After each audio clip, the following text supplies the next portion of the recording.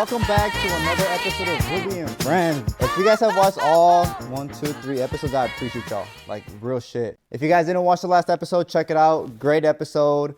Great, creative, amazing, love it. Trust, you're not gonna regret it. This week, though, who do we got this week? Ruby, who do we got this week? That's what, people are asking me. The whole world, trust me. Source, trust me, bro. This week, we have a very talented entrepreneur. We have a dancer. We have a creative. He's stylish. Amazing work ethic. I definitely admire that about him the most. He goes by the name of Montanez. And yeah, let's give it up to him and get the interview going. Yes, sir. That one Vito, my boy. His hands are soft because I gave him some lotion. That is true. Have you ever seen, I think it was Kicking It, or I think it was Victorious, where they put ketchup on their hands for lotion? No, I did not. Oh. Maybe I have and I don't remember it. Right, yeah, ketchup is what I put on my hands. I used to watch a lot of Victorious. Shout out, bro. Definitely go to the TV show. All right, cool. So let's see. Let me pull out these notes. I kind of introduced you already. If there's anything else you want to say about yourself, you got the braids in, you feeling good, look good, feel good type of thing. I guess I could slowly start to talk about insurance. Shut up. We can get into that. We can get into that later. But yeah. So, other than that, I'm a businessman at heart. Did photo booths too. A bunch of different little things, but we could. I forgot you did that. I forgot you did the photo booths. Yeah, so I just love business. So that's the greatest way to describe me at this current moment. The business guy, business Beto. Beto Biz.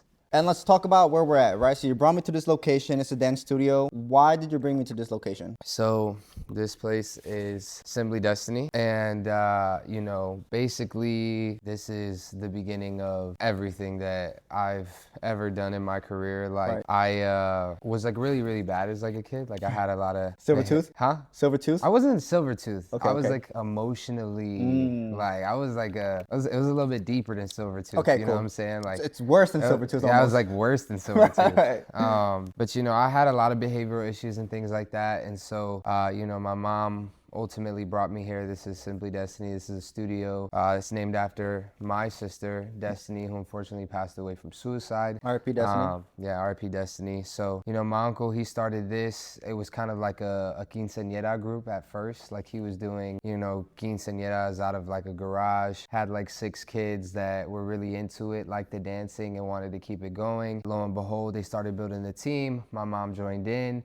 It became a big thing. I'm needing some kind of refuge for my childish behavior and everything right. I'm going through. So lo and behold, I joined and I never looked back. It changed my life indefinitely, and dance was the catalyst for basically everything that I've done and am doing now at this current moment. So it's definitely a great location to do the interview. You know what I'm talking about? 100%. W. Okay, cool. We got to start from the beginning. So you were born in Chicago, January 17th, 2003. 2020. That's crazy. 2003, right? 2003. So you're 22 years old. I want to talk about your early childhood. I know you just mentioned, the sad passing of your sister. Let's talk about parents. Growing up, were your parents together? Were they separated? What was the whole dynamic with the family in the beginning? Yeah, my dad and my mom were separated pretty much like most of my childhood. Like they were always inconsistent with each other. I think it was right around like 10 or like 9 that my dad like finally fully checked out, and started like being with like other people. My mom started pursuing other people. So it was really like, always a on and off thing with mom and dad. Right. And then as far as like my sibling life, I have a half brother. I consider all my siblings full siblings. Right. But half brother from my dad, so same dad, different mom. And then 2 half sisters from my mom. All 3 of us got different dads. Okay. So basically like all half siblings. Now both of my parents have like spouses that have children, so I consider them even full siblings. I'm just like that. Like I'm not like a specific ass kind of person. Right. Yeah, that's basically been the dynamic that I saw growing up, was just like always an inconsistent pattern of like these people are here one day, now they're not. This person, like, it was just always switching up. Do you think that affected how you act in relationships as a grown up? I think to this day, yeah. Like, you I learned recently about like codependency. Right. And like kind of like how that can affect the way that a person, you know, interacts, specifically like in a romantic dynamic. But even then now, educating myself on this topic, I can see how certain habits of mine that I quote unquote considered just me were actually tendencies of codependency that at the time I was unaware of. So I think it's definitely something that like I'm very big into like mental health and like, you know, just having like a sense of, you know, awareness of where like my head is at and like how I'm thinking and what I'm feeling. And I definitely think that it 100%, you know, affected me as an adult, you know, and young adult, adolescent, the whole nine. Like, I think it's been something that's always affected me because you live with it too, you know, like Right. nobody's around perfect human beings. So you like I said, as I get older, I see like, damn, like this person rubbed off on me in this way and this person rubbed off on me in this way. And so as I get older,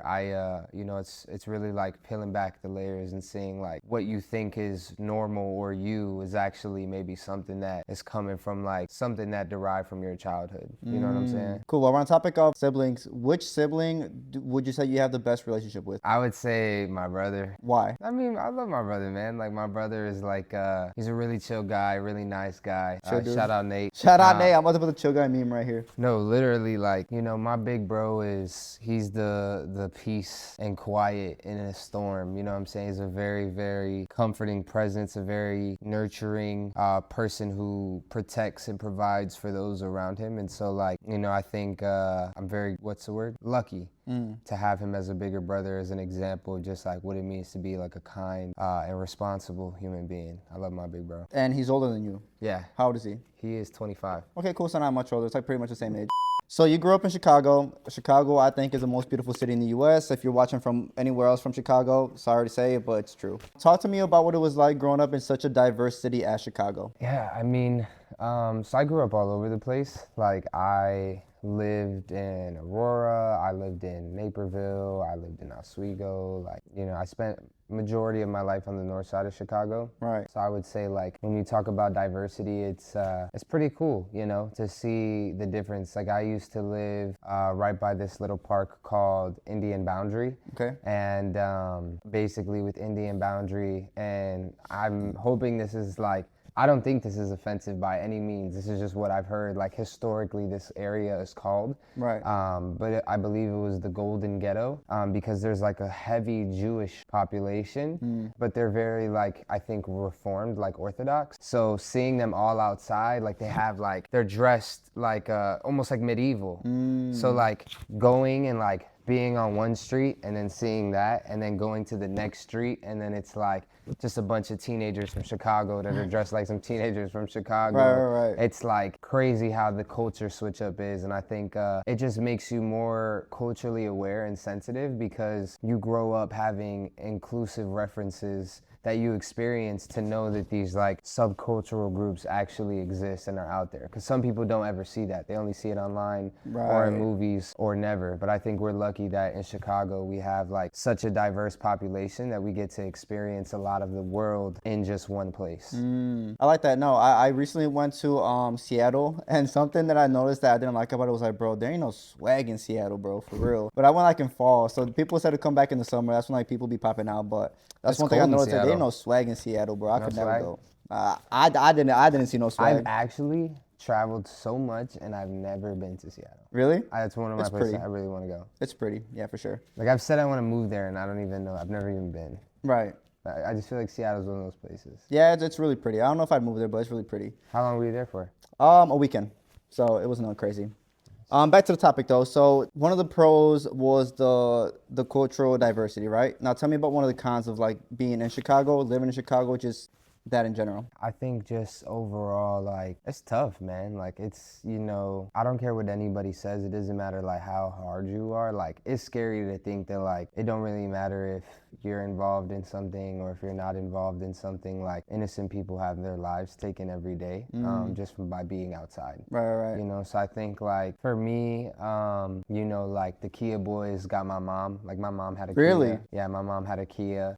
We were living off of Grace and Long, so, you know, Portage Park, you know, and basically they stole my mom's Kia. We couldn't find it for 2 weeks. You know, police call, got some bullet holes on the side of insane. it. like tobacco guts everywhere, Dutch Right. rappers, and it's just crazy to think that like, you know, there are people out there. Like I've had so many opportunities in my life where I could have done something bad, or I could have taken a different path. I could have become a different person, but I always turned it down. You know, I always chose what was like morally correct. Right. And so to see people do something like that, and luckily for us, we were fortunate enough to where we could endure that financial burden and still be able to, you know, do our things, keep it moving, keep it pushing. Because I was younger at that time, I wasn't really doing much then. But like, not everybody's that fortunate. You know, there are people out there that, you know, that could happen to, and that could rock their whole world, that could ruin their life, you know, that for a year, 2, 3 years at a time. Like, Right. you know, so it's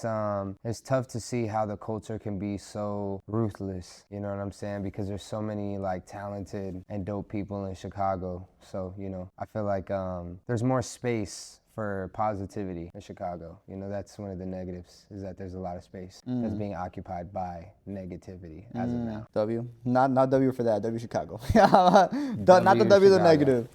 So we mentioned, you know, that there was always new people kind of got coming out of your life because like your parents, you know, we mentioned a thing with your sister. Is there something that happened early on that really affected you, that affected the trajectory of your life in a positive way? That's so hard because I can answer that in so many different ways. Right. Just choose one.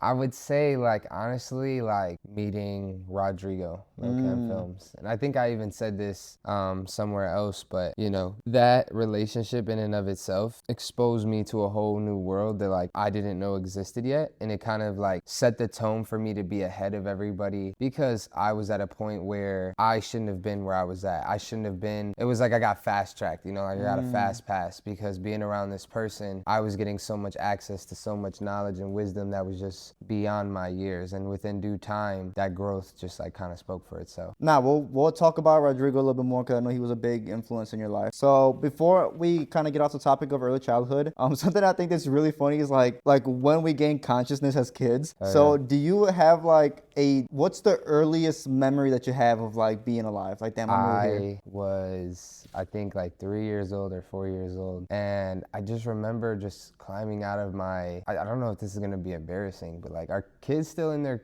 like cribs at 3? I don't know. I'll still be at the crib. You feel me? Nah, I'm saying Going to the like, you know what I'm crib. saying, like the little. Yeah, I know what you're saying. Like, I think I was still in one, and so like I climbed out and I just went to go get Doritos. Shout out Doritos. What kind of Doritos? Nacho cheese. W. And they caught me too. I just wanted them. Right. I just remember waking up like, what's that thing? This you gonna know? hit. Like, it's like you don't have none of, it's like when you're like on Fortnite and the map is not unlocked yet, but you know there's like a really good spot. You know what I'm saying? Like, I was just like, I didn't know what anything was, but I just knew that flavor was somewhere in the kitchen. Right. You know that red 40 was somewhere, huh? Exactly. I That had to red find 40 it. be hitting. Nah, that's probably why I woke up. It was like starting to activate within me. Right. Shout out to Food Dies. Shout out to Food Dice.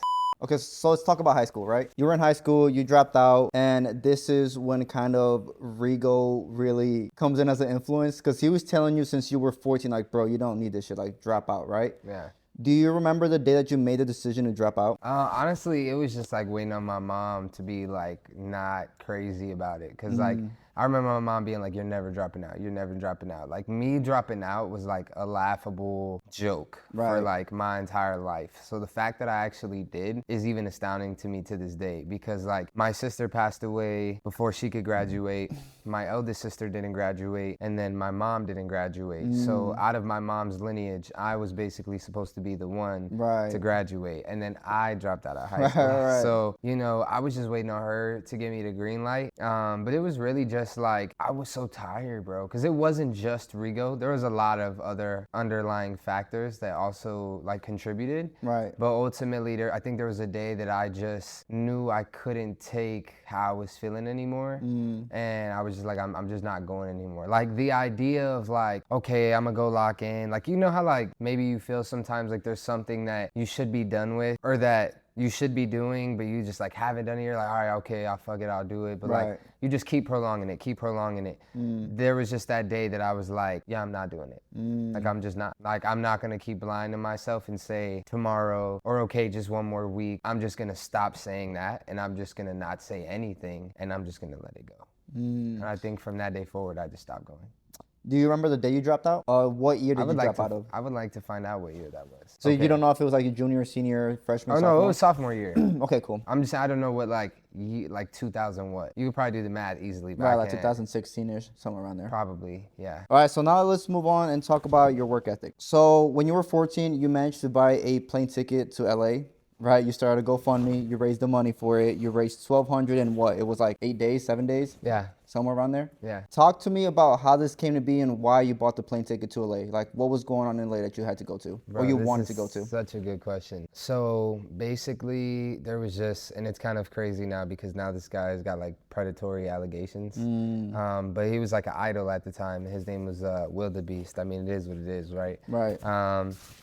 And him and his wife Janelle Janestra, they're like this super huge couple, and like they were the it thing, like the Beyonce of the choreography world, right. You know. And I idolized these people. I wanted to do their intensives. I wanted to do their thing. I saw their LA videos, and lo and behold, you know, they basically posted this thing that it was like for a movie, and you know, I'm fucking like I'm like 14, and I'm like, man, I'm gonna be the next big thing. Like, you know, I got that fucking like ego in my mind, and basically, I tell my mom, and she's like, well, I can't afford that. I'm like, I'm gonna start a GoFundMe. And so I made it. I just started blasting like the fuck out of it, and it just went crazy. I ended up raising the money. People wanted to support. I ended up going with, lo and behold, Rigo.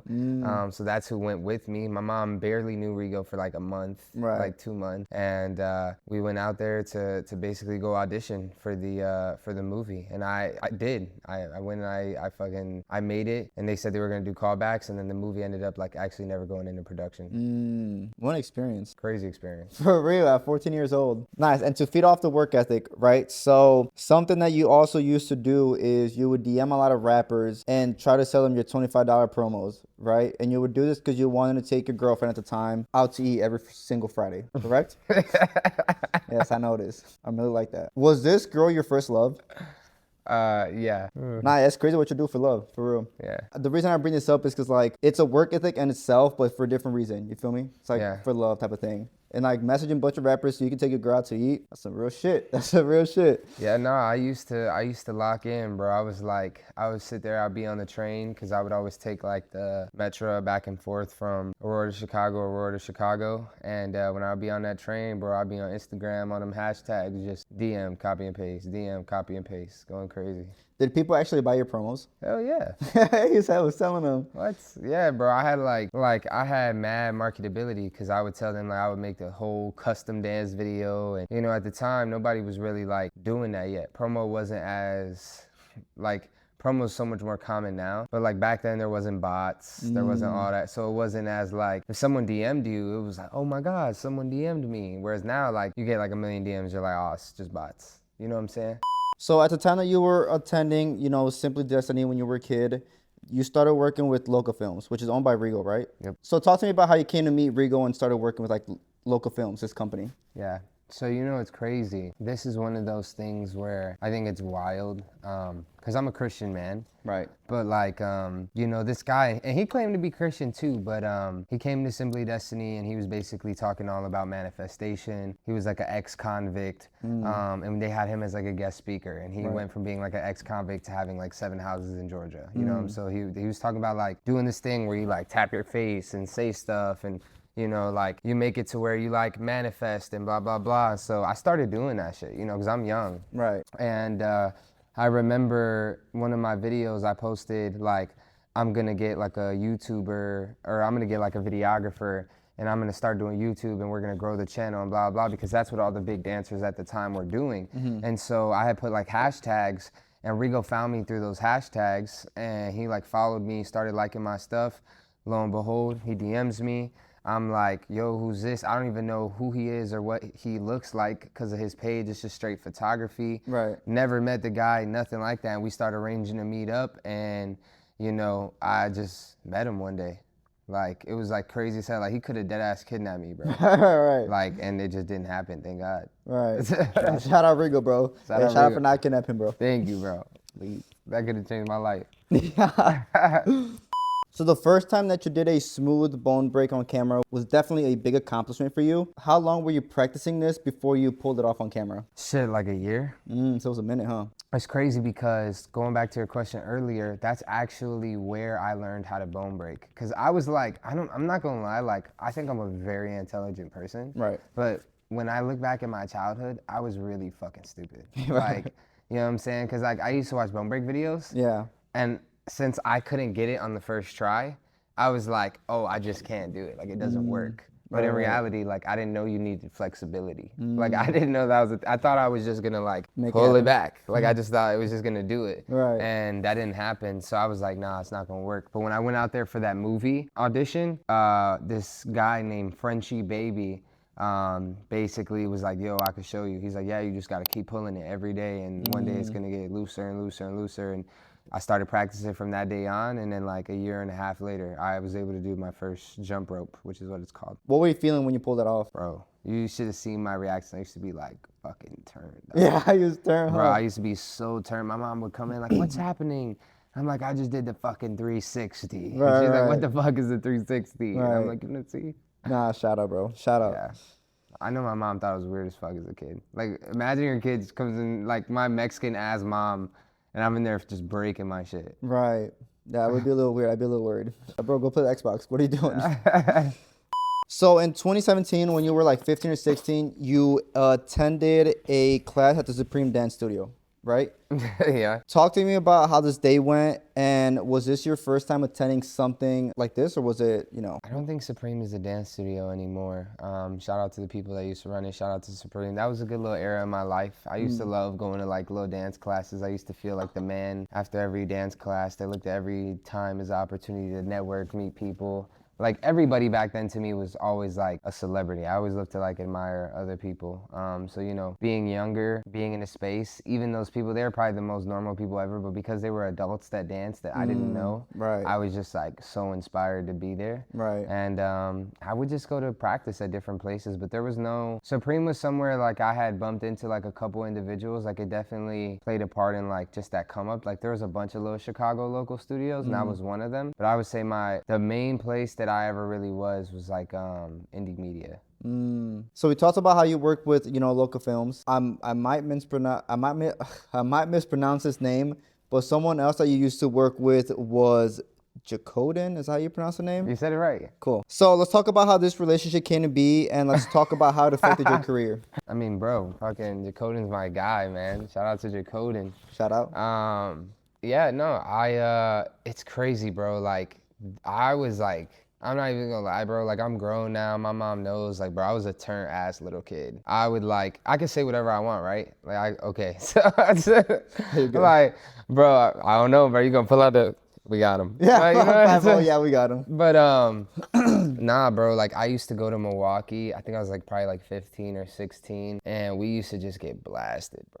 Like, we used to just fucking get blasted and make dance videos and eat pizza and just be like, it was like probably my first and last and only ever like frat bro experience. It was like 7 guys in like a 5-bedroom crib up in Milwaukee, downtown Milwaukee. And we would just turn up and I would go down there and they just like, you know, they looked at me like I was like the like trophy mascot. It was so cool because I'm like, you know, 15, 16, whatever. Right. And they're all in their like, you know, mid-20s. So like, I'm just like lil bro. And you know, being lil bro when you got cool big bros is like, you know, it's a dope experience. So, you know, he helped me film a lot of content. He pushed me a lot. Like you know, the one thing I think like attributed a lot to a lot of my success has always just been having very, very positive and encouraging mentors. Like people like Jacoden, people like Rigo, since I've been young, have always told me like, you're the next big thing. Like you are the best, you are the smartest, you are like,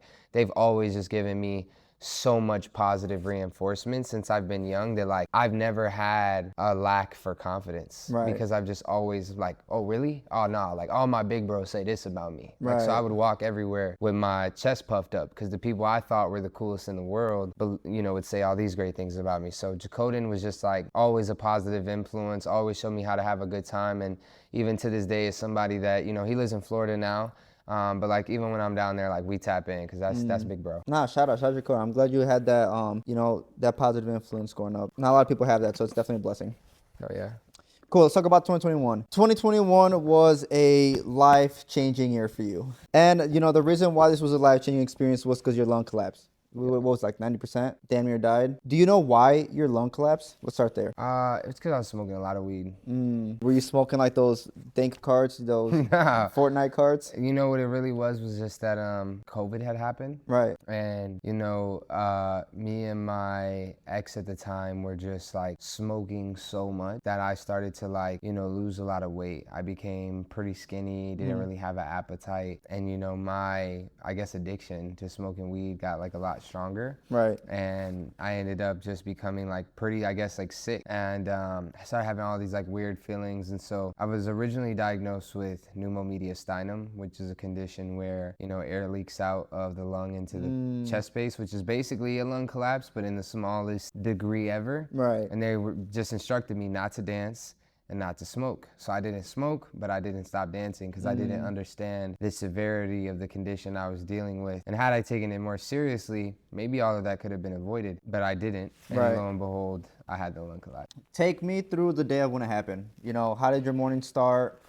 And then we'll finish it off at the end of the day. I mean, it was scary, bro. It was a very scary day. So basically, it's kind of like through a half a day span. Okay. Basically, I'm at my friend Wise's house. We're watching, some street preaching. I say goodnight. I lay down. I take a deep breath. Boom. Sharp pain. I'm like, Lejean, I'm having a heart attack. And he's like, what? Like, so he takes me to the hospital. Bro takes me to a hospital where his friend died from medical malpractice. So these people tell me that it's acid reflux and sent me home. Right. And so my lung is collapsed. My lung is collapsed. It's 100% collapsed. Right. But they gave me something, like I think it was like barium to coat the lining of my throat, so I didn't feel the pain, and I went to sleep. And so I went to sleep when my lung collapsed, and I woke up the next day like I could barely talk, I could barely breathe. I'm like telling him, and he's like, I don't know what to do. You want me to take you? I'm like, nah, like I'm gonna just go to my hospital. So I literally get in my Camry, bro, and I drive myself to the hospital. That's insane. So I went to Edwards in Naperville, and because we were in Joliet, and I'm calling my mom, but mind you, it's COVID, like I said. So the thing about a lung collapse is like you're still gonna have all your oxygen, like when they do the oxygen reading. So because I've experienced this every time I've had a lung problem, that like my oxygen has never changed. So I get in there, and I'm literally like I have my notes out and I have my phone, and I'm like look, and I'm like, I can't breathe, I can't talk, like I think I'm dying, like please save me. And she's like, oh no, you're fine, like just relax. And then they take my oxygen, my shit's at like a 98. They're like, oh, you're probably just on drugs. Like, right. A lot of times they'll literally, like I've had that with every medical professional, like they'll think I'm on drugs because they're like, your lung, like your oxygen would be, but it's not true though. Like you could be in excruciating ass pain, lung collapse, and like the oxygen would just still be up. And basically, long story short, I get into the room finally, and I'm texting my mom, like she's like, show me what you look like, and I'm like taking pictures. Those were things that I like posted on my story and stuff because I was sending them to my mom, and I just really thought I was gonna die, bro. Like I started like just praying to God. I was like saying I was sorry, like let me go to heaven, like I'm sorry that I gotta go like this, like. And since it was COVID, nobody could like come in the room or like come visit me. So like even though my mom had gotten off of work, like I was still gonna be by myself for the next few hours. Right. And so they just like said it right away after doing like an X-ray that I needed like emergency surgery. So they didn't even put me to sleep, bro. Like they did the surgery like while I was awake, because it was like a quick like little 1-minute procedure. So they just like hiked me up on like hella morphine, turned me on my side, and like just said like look the other way. Right. And I didn't even look the other way. I didn't fall asleep because I was so paranoid, so like panicked. I was in such a like crazy state. I'm like, holy shit, I'm dying. Right. Like, this shit is like, what? Like, I couldn't believe it. You know what I'm saying? No, yeah. So I'm like, I'm not going to sleep. What the fuck? I'm about to die. I'm about to sleep like, forever. Exactly. Right. I'm like, I'm staying alive as long as I can, gang. Like, so I'm like, I'm just watching them. I'm like, I can't even keep my eyes open. The morphine like feels so nice. I feel like all I feel is pressure. I didn't feel like pain. Yeah, I just felt pressure like all throughout my chest on my left side, and then they like zipped me up real quick, boom boom, and then like I ended up knocking out, and I woke up like a couple hours later, and then finally my mom was able to see me, and it was just like damn man, like what happened? Because I think my mom, like you know, I love my mom a lot, but I think at this time of my life, especially, like, we weren't as connected as we could have been. Right. And so I don't think she really understood, like, what I think a lot of parents don't know what their kids really be doing. You know what I'm saying? Yeah, 100%. Like, so I think she's like, oh, mijo, you're just, stop smoking so much weed, you know, you just need a break. But it's like, nah, dude, like, I'm gonna fucking die. Like, right. you know, so I think it was just that, like, where are we at, man? Like, how did this happen kind of moment. How long did the recovery take for you long? Well, that's the fucked up part, is that I recovered, right? Now this is the juicy story part. And I started kicking it with this influencer named Famous Kevin. Okay. And, you know, basically Famous Kevin and I were just like turning up, and, you know, he was kind of like a bad influence. I was kind of like a square, like I was like a civilian. Right. And like I had never even been drunk before. And so like one night, you know, him and I, you know, we went on this like little escapade, and I ended up having like 2 Monacos, bro, and I was... Them Monacos will get you right, bro. Two's insane. I had 2 Monacos and I was schmizzed. Right. Mind you, I never had alcohol in my life, right. you know? So I'm like, I can't smoke no more, let me just drink. And so I tried it, and then I got drunk, and I was like, man, let me hit it. Right. And, you know, so I hit some weed, and nothing happened. Right. So what did I do? I started smoking again. Right. And so that first collapse happened in May at the end. So basically June. Mm-hmm. And then I started smoking again in August. And then the second collapse happened in September. September 1st, actually. September 1st. So twice in a year. Twice in a year on the same lung. Same lung? Same That's lung. insane. So after that, recovery. So there really was no recovery for that one. After that one, though. Right.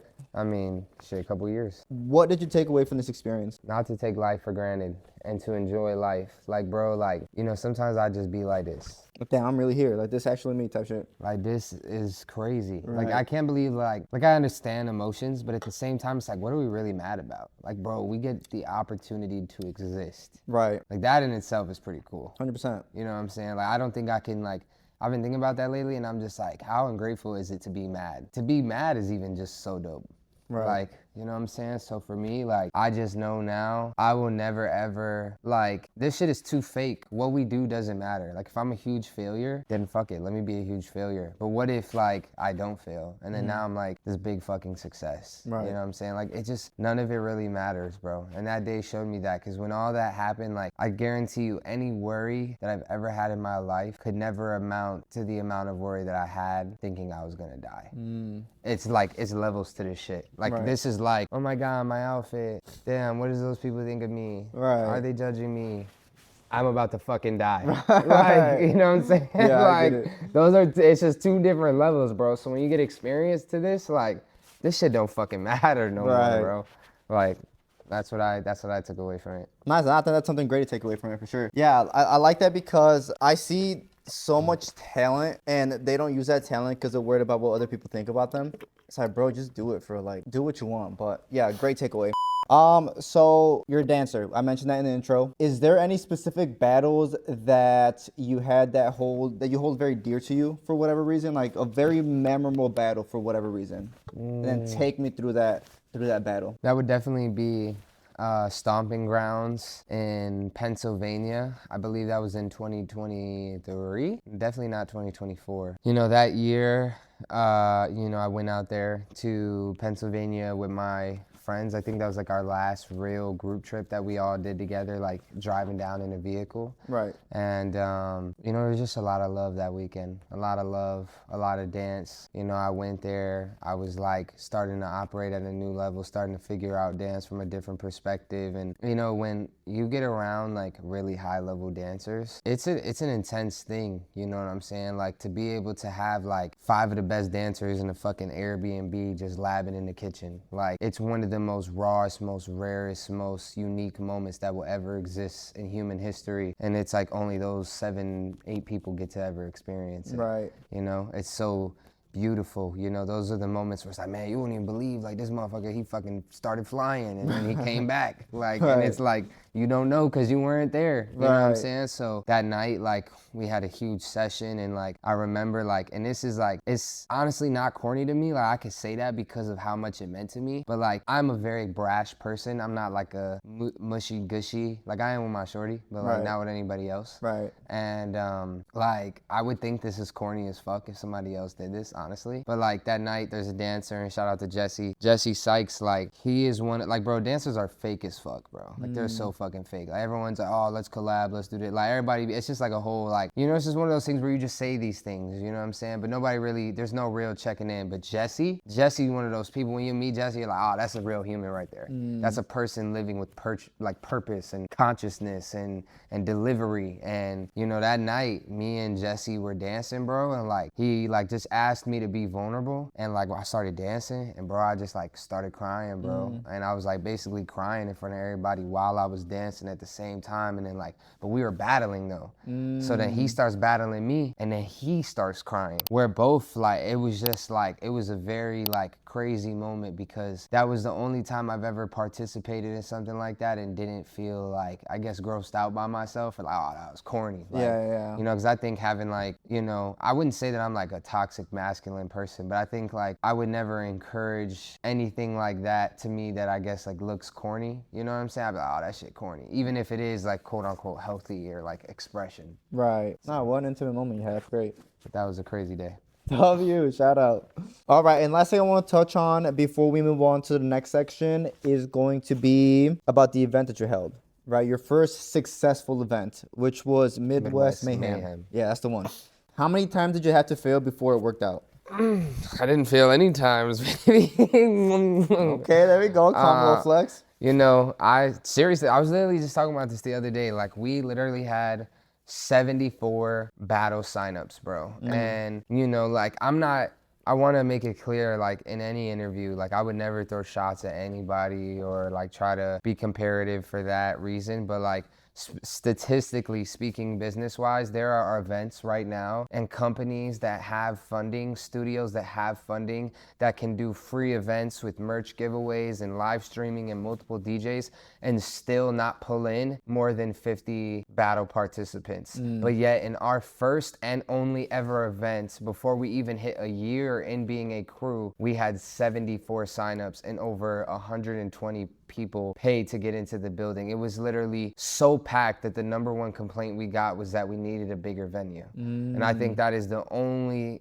ever complaint that you should be getting, you know, consistently from everybody that attended. Right. Like, it was an amazing event. Shout out Midwest Mayhem. Yeah, bro. I literally, like, shout out to everybody that helped with that event. You know what I'm saying? Critical, Nero, Nimbus, Angel, Ali, you know, it was something that we all pitched in on and we all put together. And, you know, the Chicago Collective helped out a little bit. That was trying to wrangle them boys to get them like little cousins. But yeah, it was a good time. What made you want to hold this event in the first place? Like, where did the idea come from? I just wanted to do a good event. Like, I'm gonna be honest, bro. Like, I'm just the type of person, and this is probably gonna sound really shitty, but like, especially when it comes to stuff I like, I will just always see how I can do it better than somebody else. Like, if I go to an event and I'm like, this is shit, Right. I'm like, all right, well, now I have to do an event. Like, I have to prove to myself that, like, if I want to say that someone else's event is shit, I have to do my own event and make sure that it's great. Right. You know what I'm saying? So, like, I think in the battle scene, a lot of people struggle to throw good events due to their own agenda or whatever the case may be. And I think for me, like, with my business perspective, I don't really care about my own, like, principles and agenda. Like, I'm like, what's going to sell or what's going to work or what's going to, you know, provide the best environment is what I'm after. Fuck what I care about. Like, it's about what's going to work. And so with the event, I just wanted to throw something that I was going to be like, this is going to be good for the community. People are going to enjoy this, because it was never to make money. Right. It was to test the concept, because the studio owner was trying to give us more ownership and more responsibility, but he wanted to see that we had the leeway and the pull in the community that we said we had. So ultimately it was like, let's throw this event and see what you guys can do. And we did exactly what the fuck we said we were going to do. Yes, sir. Nah, W. What would you say was your favorite part about the event? Was it the fact that you guys damn near oversold it, or like, you know, like, need a bigger venue? What was your favorite thing about that event? I think just seeing my friends doing stuff, like, you know, JJ and I forgot who the other person, maybe Louis or McGee or maybe Anthony, like, they were running the clothing booth, and then other people were running around helping people, and then other ones were dancing, and like seeing my friends on the panel, like, it just felt very community based. And the thing is too, is that like, you also got to see the depth of how my network reaches out, because I had people coming from Ohio, people coming from St. Louis, Detroit, Indiana. You know, a lot of times at these battles, you only see people come out from Chicago, and that's because, you know, when it comes to marketing, these people don't go the extra mile. They don't do what they need to do, bro. I was literally spamming people, creating full conversations, moderating those conversations for up to a week, 2 weeks at a time, just, you know, asking people, come kick it, come hang out, let's dance, let's go to the B&B after. Like, I was trying to sell this experience because that's exactly what I enjoy when I go to a dance experience. When I think about what is like the ideal, like most fun thing, is when I go on a dance trip and I get to go to a battle, whether I win or whether I lose. We do the after session, we chill, motherfuckers talk about dance, and it's just a vibe, bro. And so I was like, if I can create that, sell that, pitch it, make it consistent, people are gonna show up from everywhere. And that's exactly what happened. So it was like, for me, I just loved seeing all of that community, those people, those faces. Like, it just felt like, I don't know if you could think of the best cookout your family ever had, but it felt like the best cookout my family ever had. Everybody was there. Nah, shout out, man. Congrats on, you know, pulling that off at such a young age. Cool, let's move on to collaborations. So around like, right. So around like 2020, you were rocking a lot of clothing, at least in videos, from the tie-dye company, right? Yeah. What was your relationship with this company? Were they sponsoring you? You know, what was the situation with that? There's a lot of videos, pictures that you had their clothing on. You know what's actually crazy is I was never sponsored by a tie-dye company. Shout out to Dalton. I know that Dalton maybe would sponsor me after this video, maybe. You know what I'm saying? Right. But actually, bro, like, I'll be completely honest and say that, like, I was always stealing clothes from my big bros. So like, they would let me borrow their hoodie or something, and then I would just keep it. You know what I'm saying? So a lot of those hoodies were actually Rigo's, because Rigo would go down there to Arizona and go work with him. And you know, I know everybody had their, maybe I might be mixing that up a little bit, but there was we actually know Dalton. Like, it wasn't like just a regular brand. Like, we got to know him for who he is, and I think he sponsored a bunch of kids here at Simply Destiny 2 at one point with Dancing Doc, who you may or may not know. But that company runs deep within me, but ultimately nothing but love for tie-dye company. And then let's move on to your first brand deal, which I believe was in 2021, and it was a Smart Water, right? Yeah. They paid you $500. The first question that I had with this is, was it difficult to land that brand deal? Yes. Why? How was it difficult? You know what's crazy, bro, is like,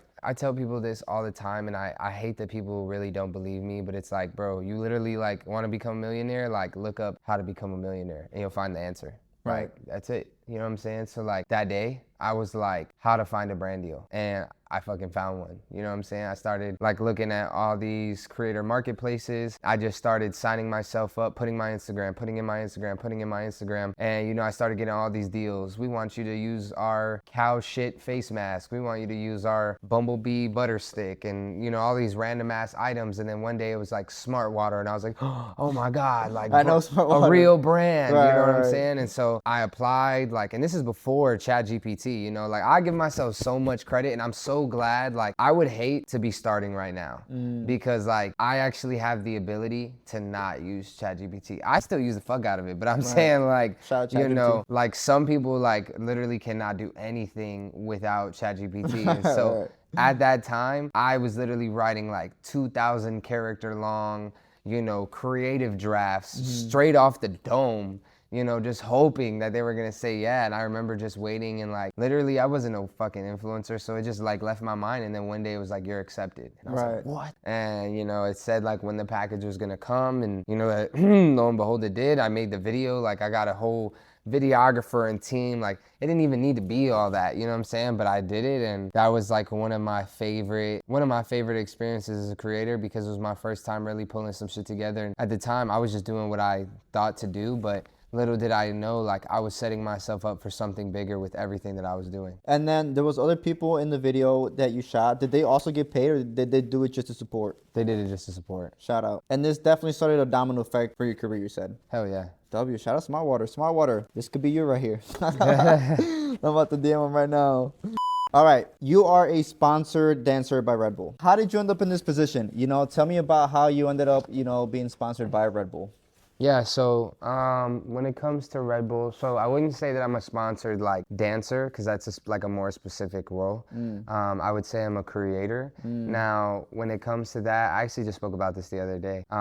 Basically, they just had an event called Content Summit where they were doing a Red Bull dancer style. And the thing with Red Bull is that they're very activation based. So in their marketing and everything they do for their athletes, for their celebrities, musicians, whatever, there's a lot of, you know, culture, food, like they just enrich their events with things that are like local to that area. And so basically for Chicago Red Bull Dancer Style, they had me come in as like a local content creator to teach local dancers in Chicago how to make content. And that's kind of how our relationship started. I think it's so funny too because like, I don't know what I was thinking, but you know, a couple months down the line, Katie, the lady who reached out to me to do it, you know, they paid me like, I think it was like $1,000 for just like that one appearance, right? And so I'm like, okay, cool, Red Bull sponsor me. Like, when's the next brand? When's the next brand? Because that's how my brain worked. No brand had ever given me multiple opportunities. Right. And then like Katie just hit me up and was like, yeah, let's get on the phone. Like, let's talk about stuff.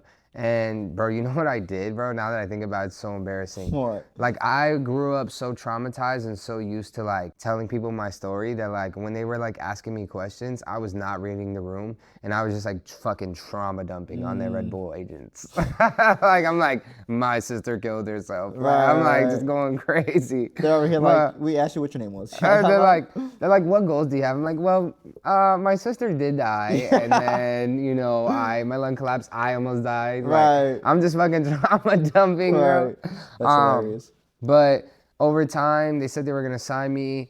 You know, they didn't do it, and then you know, there's another creator named Mia, and I remember they asked me if I knew her. And then I followed Mia, and then one day I saw Mia posted like just got signed, and I was like, y'all on some bullshit, like y'all signed Mia, but y'all ain't signed me, like what's going on? Right. But then they ended up hitting me up like 2 months later, like we're ready now, and so I came on, and you know, it wasn't really anything like super formal, but it was like that first year, like there were all these like different things that we had planned out, a bunch of stuff that we got done, and from them it's become a lot less formal. There's new people, new positions, new ideas, new management. I love Red Bull for what they do. I would say they're definitely a little less involved now. I think just because like I represented the Midwest region, and so me moving around and traveling a lot has been like a conflict of interest. Right. Also with me not really pursuing being so much of like a creator anymore. So, you know, the Red Bull era is definitely still active, but you know, as of right now, it's not something that is like super. I think a lot of times, like, not to say that I want to detach myself from it, but like, you know, I don't ever want it to come off as something that it isn't to, because some people I think like I'm fucking like a Red Bull athlete, and that's like not the case, you know. They just fuck with the kid. They just fuck with the kid. They just fuck with Speaking the of kid, this is a great transition. Speaking of kid, someone else that's a creator, you know, for Red Bull is Kid Nimbus, right? And it looks like you guys have a good relationship.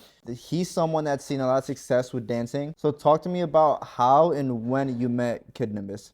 So it's funny, bro. Like basically, I actually saw Kid Nimbus at like one of the first ever street battles that I attended when I was a kid. Like I was little, Right. and like none of them probably ever will know that that was Beto. Like they probably just were like, oh, that was some Mexican kid. But like, Right. no, that was me. Right. You know what I'm saying? And I remember seeing Nimbus. I just didn't know that was Nimbus at the time. You know what I'm saying? And Right. as time went on, I became closer with DeAndre Nero. He invited me to, you know, at the time what we were calling the Urim sessions back at the TFK house. And that's where I met Kid Nimbus. And, you know, we became close and we formed into King's Castle, became like a little dance crew. And, you know, through that, my relationship, you know, I got really close with like different parts of his friend tree. So like his cousin is my friend Wise, which was in that Smart Water video. Okay. That's his cousin that he also is really close with. So I'm really close with his cousin. But then DeAndre became like his best friend, which is my best friend. So like we just basically in so many settings were with each other. So then inevitably he became my best friend. I would say now, you know, he is definitely a lot more well-traveled. He's doing a lot more like crazy shit now, so I don't get to see the kid as much. But you know, we've been rocking out for a couple years now, and he's been a great influence to me in my dance career and just my overall life, to be honest, too, because he's a whole fucking scientist. Like anytime I have questions about like fucking anything doctor-wise, I'll just call him. Nah, shout out Nimbus, bro. I got my eyes on you. I will be coming for an interview sooner or later. Oh yeah. While we're on the topic of Red Bull, in 2024, Red Bull took you and some of your friends to Lollapalooza, right? Yeah. And you guys actually had drinks named after you, which is lit. You know, it's amazing. What was your drink named? I forgot. Just remember real quick. I think it was just called the Beto. And then what was the drink itself? I honestly I can't. don't even know. It was something though. It was juicy. Talk about the experience of Lollapalooza. Was that your first time there? Have you been there before? Bro, you know what's crazy is I actually broke up with my ex for the first time at Lollapalooza. Okay, so a little bit of trauma dump like he was talking about. That's not what I asked. No, I'm just kidding. No, that's my experience with Lollapalooza. Other than that, I've never been. Well, was that your experience in 2024 or was that that was like my first time. That was probably in like 2020. That was probably in 2019, bro. Honestly, so that was probably August 2019. Red Bull events for me, honestly, like it's so hard being like an influencer because I hate pulling my phone out to record. Like I literally go into like I become like I turn my brain off. Like I dead ass just chill, bro, because like the events are they're filled with so much fun. Like every moment, every Uber ride, then to the hotel room, then to the nice dinner, then to another Uber XL. Like it's just like, bro, everything is a movie. Right. Like, and it's just so fun. Right. So it was a great day, and you know, I forgot who we saw that day because I don't even care. I was just with my people, you know, because the Red Bull people, they know how to have fun. Like we get to have fun with our reps. Like, you know, it's not like, you know, they take pictures of us and they're like, okay, go. Like we all kick it together, you know? Right. So it was a great time. Cool, shout out. I love Lollapalooza. All right, so along with Red Bull and with Smart Water, you've worked with other brands. Some of them include, you know, Converse, Apple, Raising Cane's, etc. Right? The ones I want to talk about are Apple and Converse. Did you get in contact with them the same way, like, you know, just signing up for this, or did they reach out to you? And then what did they give you, you know, for the collaboration or whatever you did for them? You know, it's so funny. So the Raising Cane's video, they just reached out to me via email. So they just reached out to me. I said yes. There's a little story on top of that one, but I'll leave that. Okay. And then what's it called? The app. You said Apple or Converse? Apple or Converse. You know, I mean, with Converse, you know, with them it was more or less like the music video stuff that, you know, we did with them for like their creative concept with Joe Freshgoods, the designer. Okay. If you're familiar. I'm not, but. And then Apple, it was kind of like a similar project, like basically downtown Chicago, like what is it? On Michigan, like that Apple store. The Apple store with the stairs? Yeah, like they wanted to create like this project with like Chicago artists and Chicago creatives with like Chicago college kids. And so, you know, we had been contracted by one of the kids for like his creative part of the unit. And it was a really, really fun project. And you know, there was like all these creative stipulations, and I think anytime like you work with like a brand, like it's always really dope to just see how like, I guess like how simple it is. Like nothing really changes. Like whether or not like if I was doing that shit for Apple or if I was just doing it for myself, like it would have still been the same art. So it's a crazy concept to see how like doing something for a brand or with a brand just automatically constitutes this like value that people react to versus it being like, oh, you made a video outside, but it's like, no, I made a video outside for Apple. Right. You know what I'm saying? So those were really fun experiences, and you know, they taught me a lot, and they were definitely instrumental in just like my growth as an individual, because everything just gave me more confidence. Right. Let's move on to the present time. So something that you've had the opportunity to do is travel the world. Yes. Right? Let's talk about some of your favorite places that you've visited and some of the memories that you've made in those places. I know you've been damn near all across the world on different planets. So let's choose your top 2 favorite places that you went and the top 2 and those memories that you made there. I mean, the number 1 has to be Makati City in the Philippines. Okay, shout out the Philippines. And then the second one I would say would probably be like, I would say it would definitely be Colombia. I love Colombia. Right. Like, I think, you know, Colombia has so much to offer. Those would be my 2. So what was the memory that you're thinking of in the Philippines? Was it when you were working all those little kids and you saw like, the passion for dancing? He's like, do you think about all the good things? And in my head, the first thing I'm is like, damn, Crosta Pizzeria. Cross up pizzeria. And I'm Like, talking about the influence he had on kids. he's like talking about like saving people's lives, and I'm like, pizza. Pizza. Okay, we're on different wavelengths right now. Nah, man, it was a beautiful experience, bro. Like I just look at life so differently now because like Americans to me are just like so ignorant. Mm-hmm. You know what I'm saying? Like Americans don't realize like that life exists outside the United States, truly. Right. Like what people believe, how people respond socially, just in many different ways. And I learned that especially from, the Philippines. And I think being able to see and have that firsthand view and talk to these people, it just made that much more of a difference in my life. It made me just want to do so much more. Me and Rigo want to go build a dance studio out there in the Philippines. To give back to the communities, because everything's so affordable when you're converting, the American dollars to Filipino pesos. Right. So, yeah, I mean, that's what I think of when I think of, the Philippines. It's just all the talent and all the amazing people and the things you get to learn. It's such a humbling experience. I've seen pregnant moms on a moped, while carrying a baby and the other arm, one hand in it through traffic going 50 miles. I'm just like, bro, like, gangsta, I ain't gonna lie. it is. That's what I'm saying. Like, so when you just see, like, there's just, like, when I want to humble myself, I'll go over there. Because those people, like, they work a million times harder and receive, 90% less than, like, what we're blessed to receive over here. So it's just, it's a great thing for, putting things in perspective and just inspiring me to do more in the world, When I think about making all this money, I'm like, what to spend it on, right? Like, what does Jeff Bezos or one of these guys do with all this money? But it's like, these countries, man, let them develop.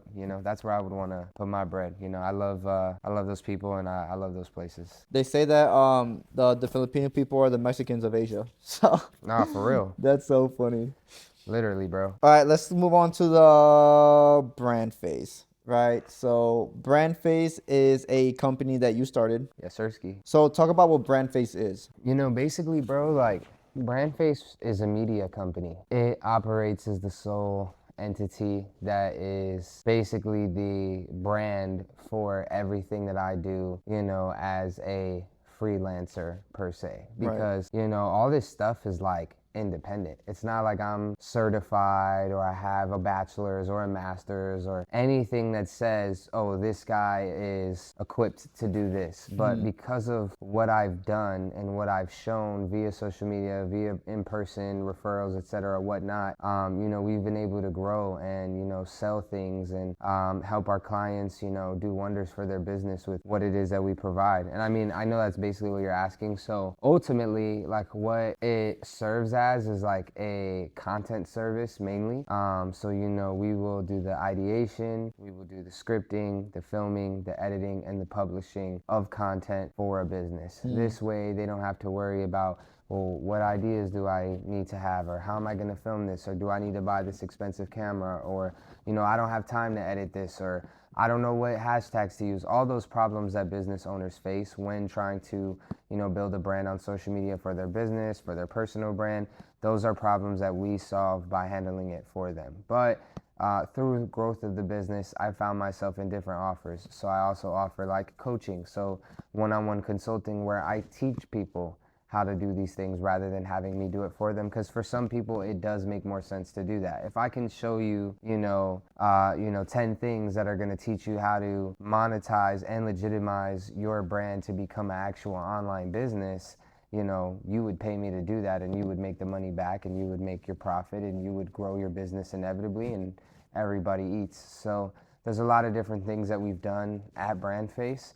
But the main point is that we do media and marketing. And so right now we're kind of niching down a little bit, working more within like the clinic space as like our main client. And so with those people, we're gonna aim to, help them do their marketing, do their ads, do their emails, because it's just so much more than content, and that's what separates Brand Face, is that we're able to adjust to different needs. So that's pretty much the overview of like what the company is, but I mean, there's so much more that it could be. And then it's not just you, right? You have a team behind Brand Face. Yep. So talk about the importance of having a team when trying to accomplish really any goal.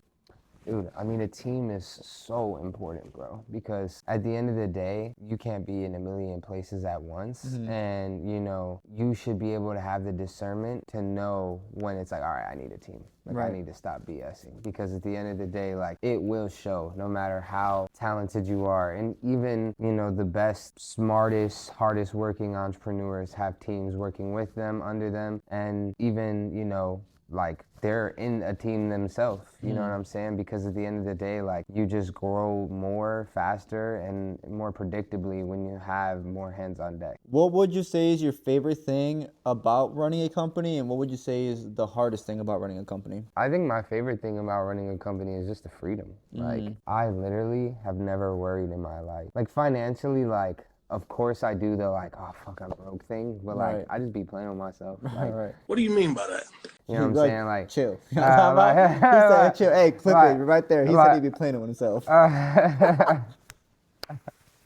But I'm clipping that, bro. but yeah, that's what I'm saying. Like, it just be like, you know, it's the little things, bro. Like, if I want to go to the mall and I see a jacket that's $500 and I just want to spend that bread, I can. If I want to take my girl out to eat 4 times in a day, I can. If I, you know, want to give a homeless man the last $100, you know, in my wallet, I can. Like, none of those things will impact me in a way where I ever have to worry. Like my car, you know, I just got into a car accident, you know, somebody rear-ended me, you know, somebody hit me on the side as well when I was parked. And like, I don't know, like stuff like that, like it just never, nothing ever makes me mad. Like I get a ticket, I'm like, oh, that sucks. Right. You know what I'm saying? But like, that feeling of like knowing that everything will always be all right, because I mean most problems come from, you know, a lack of finances. Right. So for me, I love that I can think from a place mentally that like I will never have to worry about money ever again.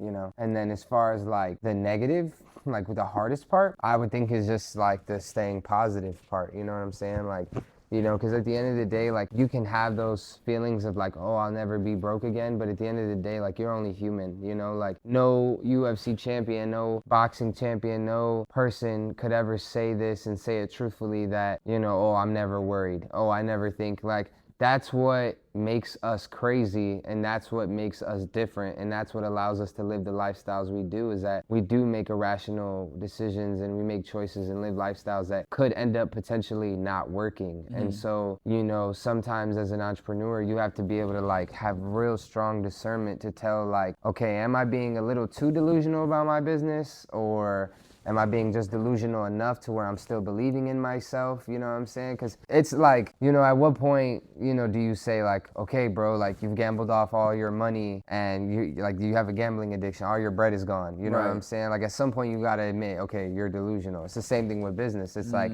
you know, you can believe in your business, but it's like if your business model, like if it just sucks, if it's just going to fail, there's nothing you can do. You know, it's going to fail. So it's like, as a business owner, you got to have like a righteous delusion, you know, in order to stay positive. And that can be very hard to keep at times because, you know, when you're trying to, like, you can have a successful company and still fail. Like, you know, I had this conversation the other day, like when someone was like, how is Spirit going bankrupt? Like, you could be $1 billion company producing $1 billion and still make no money. Like, that's a crazy concept, is it not? Right. You know what I'm saying? So I think that's the biggest thing, is like, you know, that staying afloat challenge, because it's like, how do you say you're this confident but then still struggle with imposter syndrome? So it's a weird duality. Right. So when it comes to the end, when it's said and done, right? What would you like to accomplish before you leave this earth? You're gone. Beatles, you know, not on this earth no more. What mark did he leave? You know, honestly, I would say that, like, it's hard to even say this, like, on camera, knowing that this will be put on the internet, but it's like, I've always had this feeling my whole life that I'm, like, just really different. I've always felt like I've just been further ahead than everybody. I've always had this like sense of like just instinctual intelligence, and it's always just put me in this position where I've just naturally been a leader. And you know, when I get around people, they always tell me how much I've impacted them, how much of a positive influence I've had, and I never like to wallow in that. I never try to be big bro, even when I could. Like, you know, I don't harp onto those things or try to be like, oh, let me throw this in your face, or just so you know I did this for you. Like, anybody will tell you, like, people that have owed me thousands of dollars, that I'm just like, nah, bro, you know, actually, like, don't even worry about it. Like, for me, like, I genuinely want to see everybody do good, because I feel like human beings overcomplicate everything. And I think like I would just want to know that my life served everybody in a way where I could teach everyone that it's just not that deep.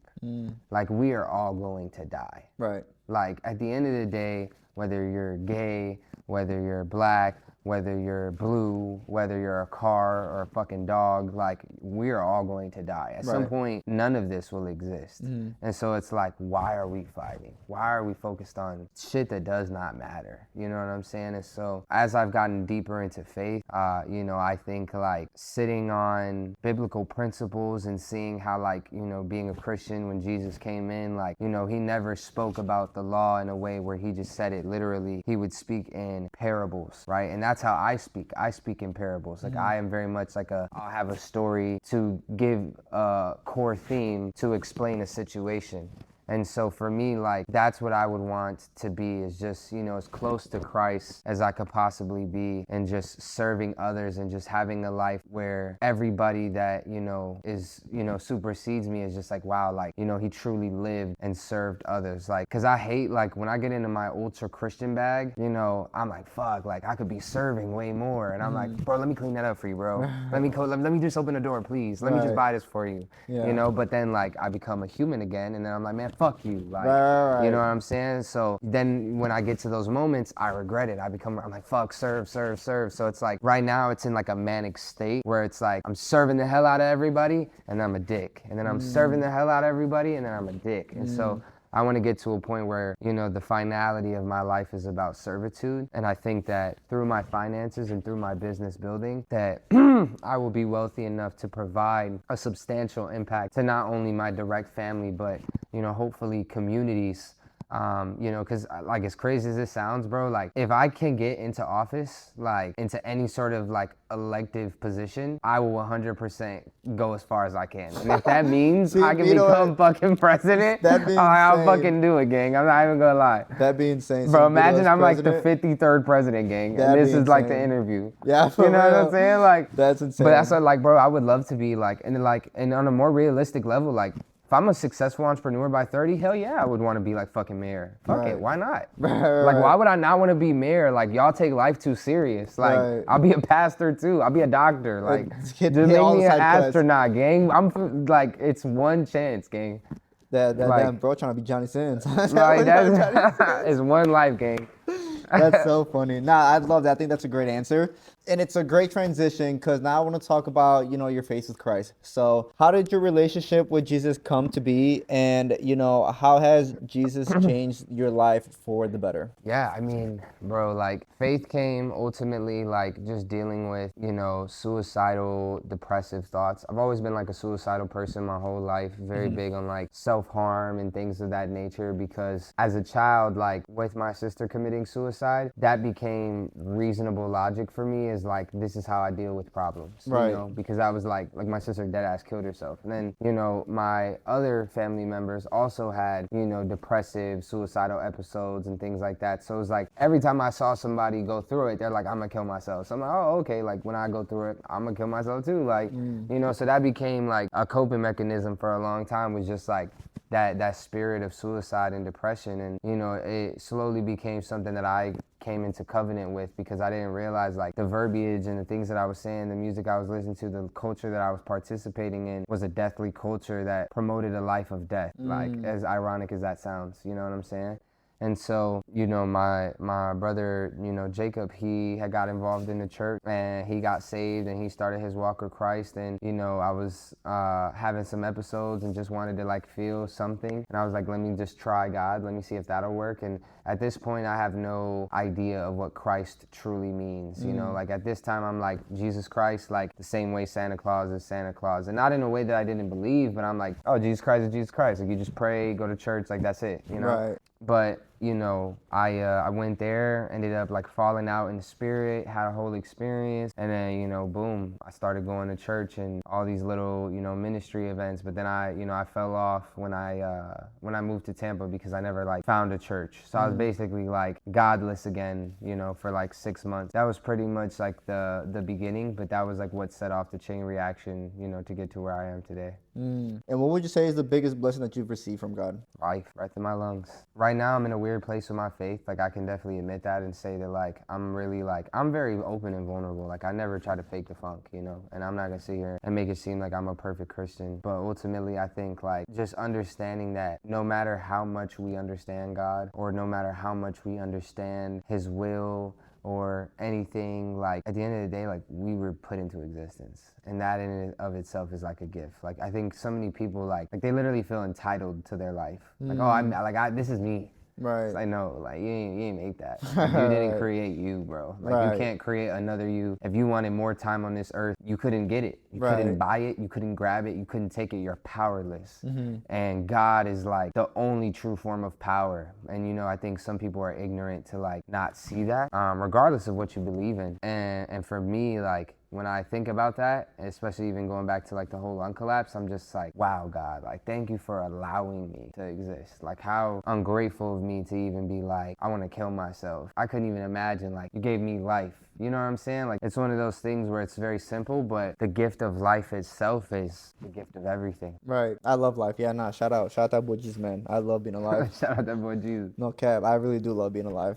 Fact. So that's pretty much everything I had for you. I do want to end it off on just a random piece of advice. It could be whatever. It doesn't have to be with like creativeness or careers. Just a random piece of advice that could help somebody watching. You know, if you want something, it's possible. You just have to, you know, do what you have to do to get it. You can find reasons that you can't get it. The moment that you find a reason that you can't get it, you have now accepted defeat. If you constantly seek a solution, there will never ever be failure in your life, because if you haven't found a solution, it just means you're seeking it. And therefore, you will never ever truly find failure, because if you're always seeking a solution, you just haven't gotten there yet. Like, you get what I'm saying? Like, at the end of the day, you just have to keep going, and you will always find what you want. And I'm a firm believer in that. Even if you have off periods, bad periods, down periods, whatever that looks like for you, just keep seeking. Like, seeking is a pursuit. It is not a destination. So there will never be an end of it. It's a verb, it's an action. You know what I'm saying? It can only keep going, right?